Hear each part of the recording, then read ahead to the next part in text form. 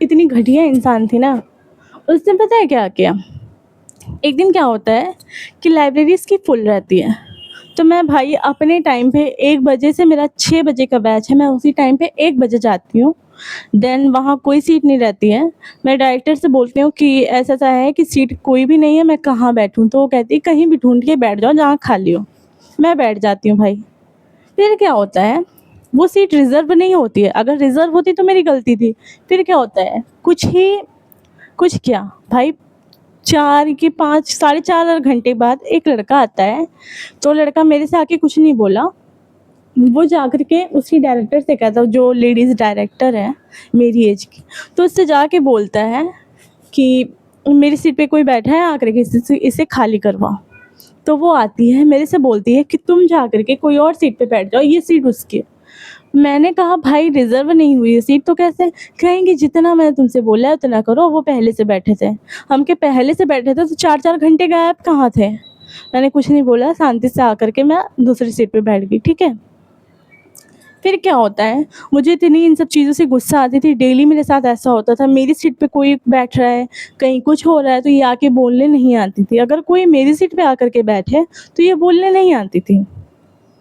फिर क्या होता है, एक बार मैंने गुस्से में सीट रिज़र्व करवा ली। मैंने कहा मेरी सीट रिज़र्व कर दो, इतनी दिक्कत रहती है और मैं ऐसे नहीं पढ़ पाऊँगी। तो उन्होंने कहा ठीक है, तो मेरी सीट इन्होंने रिज़र्व कर दी और मेरे नेम की स्लिप लगी है 3 दिन बाद। सबके सीट की जब रिज़र्व होती है तुरंत लग जाती है, मेरे नेम स्लिप लगी है 3 दिन बाद। वाह! मैंने कहा चल छोड़ो जाने दो। फिर क्या होता है, उसके बाद से चेयर 2 टाइप की थी। एक ऐसी थी जो स्ट्रेच होती थी, हाँ, ऐसे पीछे साइड आप ऐसे स्ट्रेच करके ऐसे बैठ जाओ तो बैकबोन को काफ़ी आराम मिलता था और मैंने शायद आप लोगों को बताया भी होगा मेरी बैकबोन ऐसे है तो मुझे बहुत दिक्कत होती है, मुझे बहुत दर्द होता है, अगर मैं ऐसे टेक करके ना बैठूँ बीच-बीच में। तो मेरी चेयर किसी ने चेंज कर ली। मेरी चेयर किसी ने चेंज कर ली और वो चेयर ला के रख दी जो चेयर एकदम टाइट थी, जो स्ट्रेच नहीं होती, दूसरी टाइप की चेयर ला के रख दी। तो मैंने डायरेक्टर से ये कहा, मैंने कहा मेरी सीट रिज़र्व है फिर भी मेरी चेयर चेंज करी जा रही है, आप जा कर के किसी को बोलो। तो किसी को बोलने नहीं आती है, फिर मैं ही एक लड़के से बोलती हूँ क्योंकि मैंने अपना नाम ऐसे जे करके लिखा हुआ था उस चेयर पे ताकि मुझे पहचान में रहे। तो मैंने कहा कि भाई ये मेरी चेयर है, आप इसे मुझे दे दो। कहीं कैसे दे दूँ? तुम यहाँ थी नहीं तो मैं कैसे दूँ? हम कहा भाई मेरी सीट रिज़र्व है, अब तो मुझे मेरी चेयर दो। नहीं उठी वो। मैं नेक्स्ट दिन जल्दी आई तो मैंने चेयर वहाँ से ले ली, मतलब अपनी चेयर ले ली। तो कह रही है ऐसे कैसे किसी की चेयर ले जाती हो? हम क्या भाई ये मेरी चेयर है और मैंने यहाँ पे एक साइन बना हुआ था अपना जे का। तो मैंने कहा अच्छा कुछ भी, तो बहुत ज़्यादा इतना गुस्सा कर रही थी भाई, ऐसे लग रहा था मुझे खा जाएगी वो लड़की।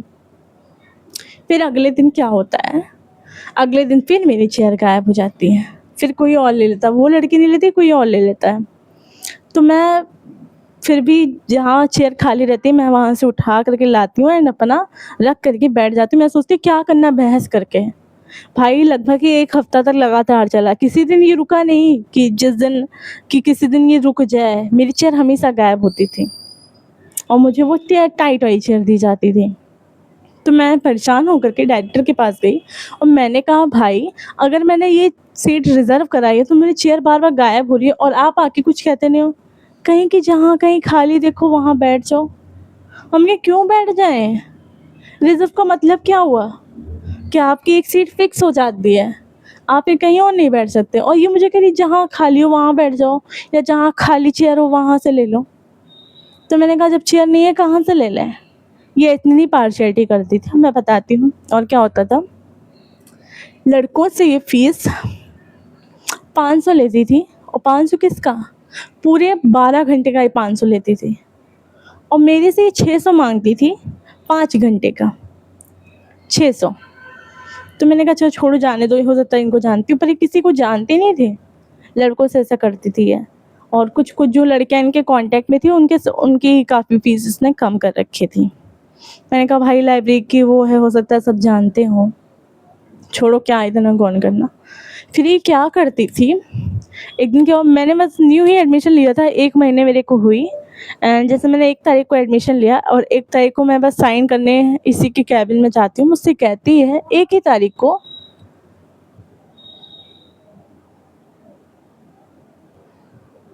तो मुझसे आ करके कहती है 1 तारीख हो गई है, फ़ीस जमा कर दो लाके।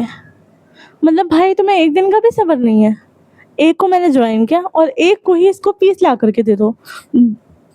1 से 2 ना होने पाए, एक को इसको फ़ीस ला कर के दे दो। ये सब मुझसे कहती थी, किसी और से नहीं। लोग इतनी लेट फ़ीस जमा कर रहे हैं, किसी और से नहीं कहती थी, मुझसे कहती थी। वाह!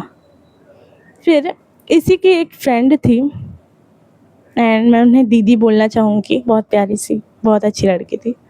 तो इसी की एक फ्रेंड थी, जो डायरेक्टर इसी की एक फ्रेंड थी, तो मुझसे आकर के कहती है कि आप मुझे बहुत अच्छे लगते हो। तो मैंने कहा क्यों? तो उसने कहा कि आप तिलक लगाते हो और आप ज़्यादा किसी से मतलब नहीं रखते और आपको देखती हूँ कंठी भी पहनती हो, तो आप मुझे बहुत अच्छे लगते हो। मैंने कहा अच्छा, थैंक यू सो मच। तो उससे काफ़ी ज़्यादा देर तक मेरी बात होती है। वो बहुत अच्छी लड़की थी। थैंक यू मेरी ज़िंदगी में आने के लिए। ठीक है, कहानी यहीं नहीं ख़त्म होती है। क्या होता है, दिसंबर लास्ट में एक बार मैं वॉशरूम जाती हूँ और सुनो एक बात और बताती हूँ।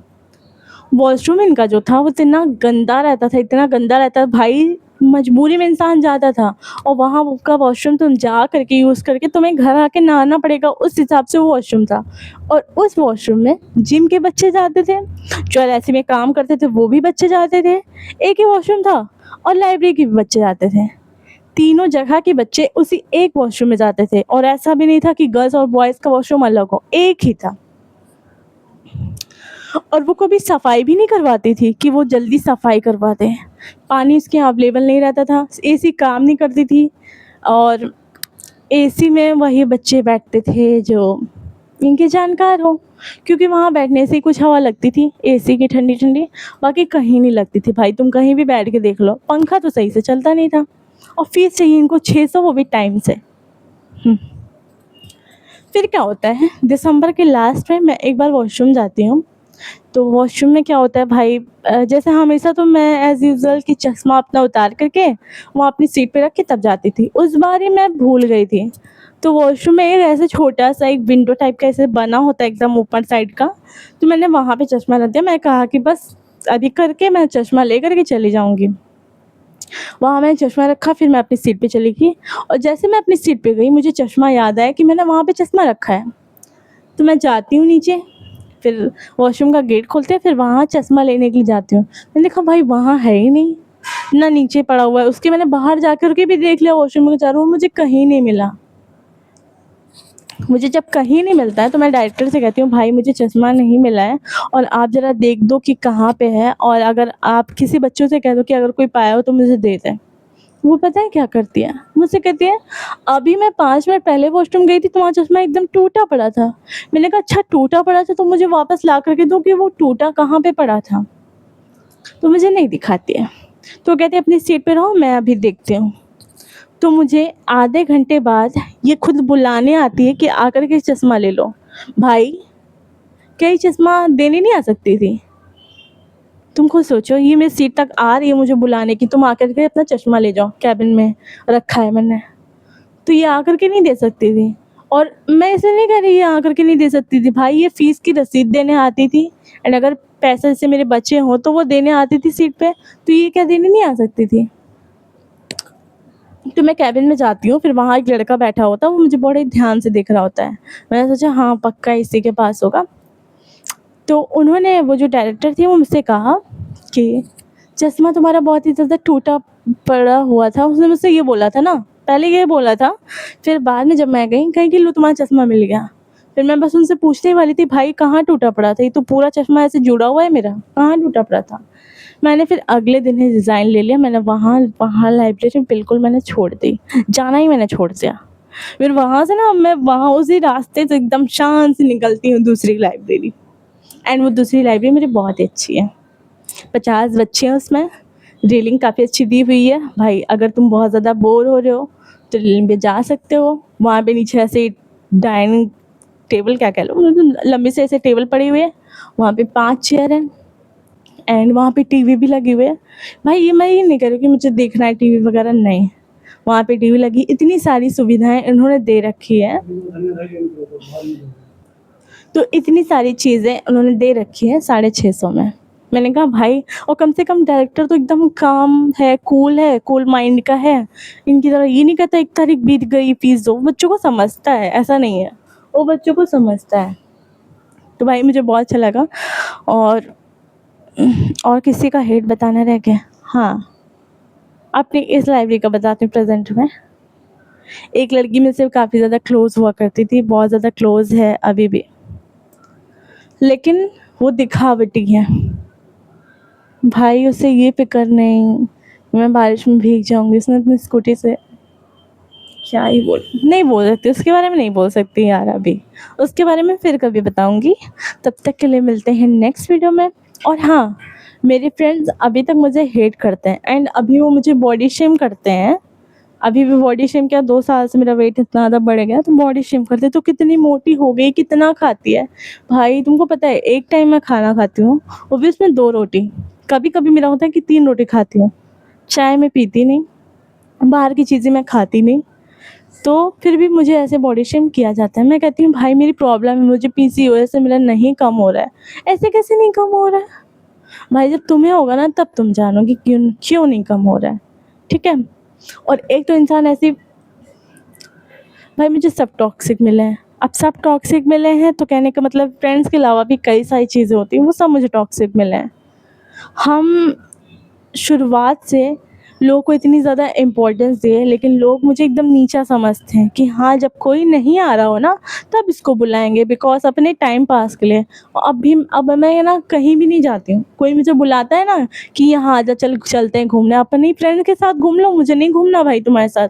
मैं अकेले खुश हूँ अपनी ज़िंदगी में, रहने दो। खुश हूँ क्या, मैं दुखी हूँ, जो भी हूँ, लेकिन मैं अपना सब कुछ सँभाल लूँगी। तुम्हारी ज़रूरत नहीं पड़ेगी मुझे, तुम्हारे जैसे इंसान की, तुम्हारे जैसे फेक इंसान की। मुझे ऐसे फ्रेंड चाहिए ही नहीं।